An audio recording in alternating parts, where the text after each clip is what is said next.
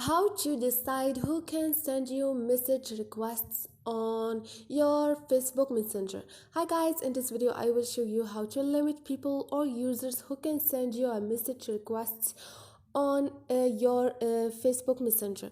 It's so easy and quick, so let's start. First thing, go to your Messenger and now click on your profile and click on message requests, and you have open a chat for more info on who sent it, and you have decide who can message you. Click on it and click on friends of friends on Facebook, or click on others on Facebook.